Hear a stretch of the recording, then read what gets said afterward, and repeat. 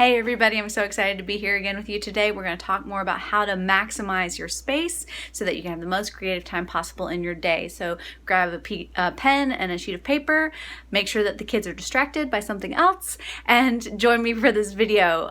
So I look forward to chatting with you more in just a second.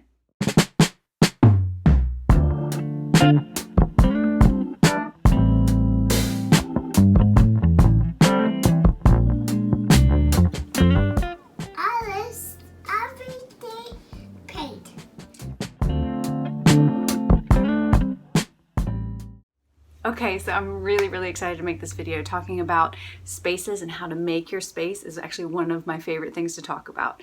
I am in no way an interior designer. I have actually zero experience in that, but I have moved at least a dozen times in my life as an adult, if not more than that actually, probably.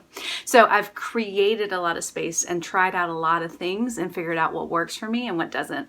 And right now, actually in my house, I live with my son in less than 400 square feet.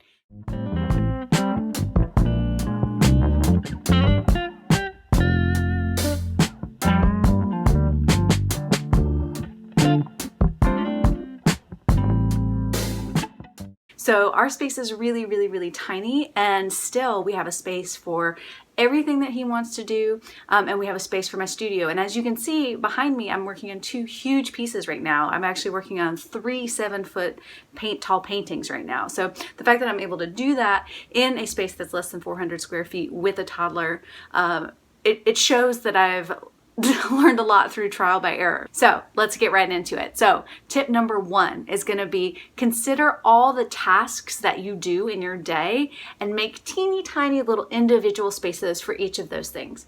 So this may sound like overkill, but if you really think about it, a lot of times we try to create multi-use spaces in our life, right? Like you have your desk where you do your work and you do your art, and you try to pay bills. But what ends up happening is those spaces become a magnet for clutter because you're trying to do too much in one space. So create one long list of everything you do in a day, everything that you need to have, and that includes what your kid does. So if you have a toddler like I do, you need to think about what they're doing in a day. They're moving and they're working on puzzles and they're coloring and all these things. So you want to list out. My kid also has a ton of trucks everywhere. Oh my goodness, trucks. So we have separate spaces for everything that we do. So what I've found to be helpful is that because there's a space for everything, not just a bin for everything, but a space where we do things, it means that when I'm in that space, I'm focused. So when I'm in my, work desk, I'm focused. And then when I come to my art space, when I come to my paintings, when I sit down at my paintings, I'm focused because there's nothing else to distract me, because it's the only thing I do in that one little portion of the house. That's all that I do. Tip number 2 is going to be focus on, this seems counterintuitive from the last tip, but focus on multi-use furniture. So what we have is we have our bed, but our bed is also our trampoline and our cuddle surface. That's also where we read books. By basically only having 2 big pieces of furniture, we are able to maximize our floor space. So that's been I found to be the key in tiny spaces. Big tip. Key is having tons of floor space, even if you have a really tiny home. So it helps everything to feel bigger. If you work on the floor, so like if your kid does their work on the floor, if you do your work on the floor, like I actually, most of the time if I'm reading or writing or working on the computer, I'm sitting on the floor. So it's also a lot easier to keep things clean when you're working, like when the floor space is really clear. The other thing that I really like about multi-use furniture is that you're able to rearrange your space according to the needs of that phase in your life. You're not having to figure out a new place for this chair. You're not having to figure out a new place for that ottoman. If you basically only have 2 or 3 pieces of furniture like I do, it's really easy to move around. And then you can figure out, you know what, I like the light better on that wall, so I'm going to switch all these other things so that I can maximize the light on that wall right now. Sometimes you got to go with the light.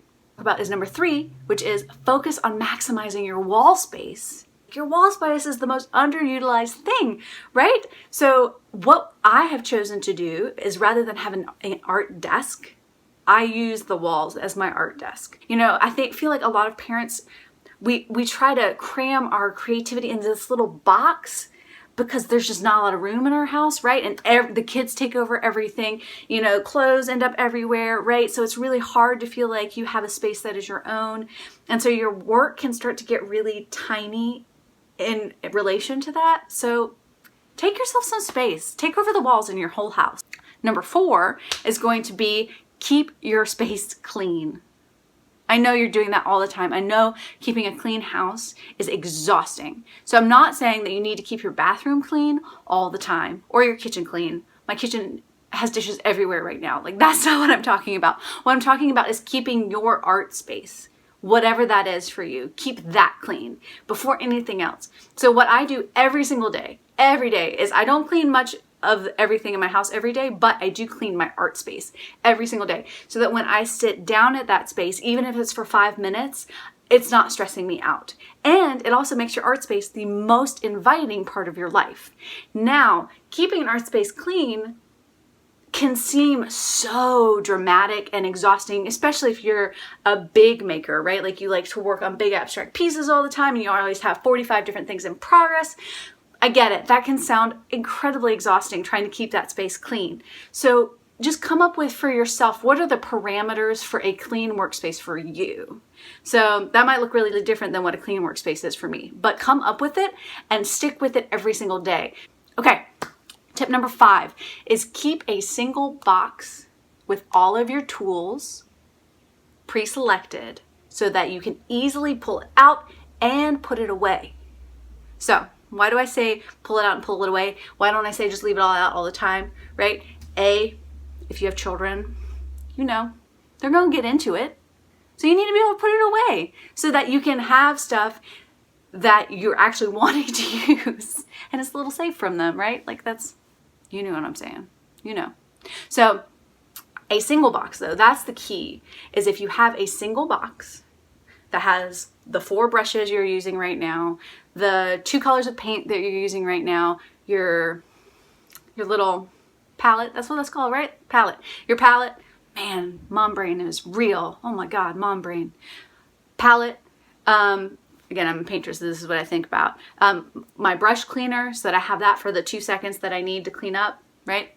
So I have all of that in a single box, and I put it on my very top shelf of my cabinet so my kid can't touch it. So the reason that I say to do that is because it means that you have to be proactive about sitting down to do your art, and it puts you in a different brain space. The moment you pull out your tools, whether it's your laptop for working on your novel or whether it's your instrument, like, if you have to actually open it, whatever that is, it's going to trigger you to switch your brain. Okay? So that's why I say to put it away, so that you have to pull it out, so that you know that it's going to shift, right? Like, whatever it is for you, it's really important that you can turn off and on from that creative space, because that's actually going to be how you maximize your creative time.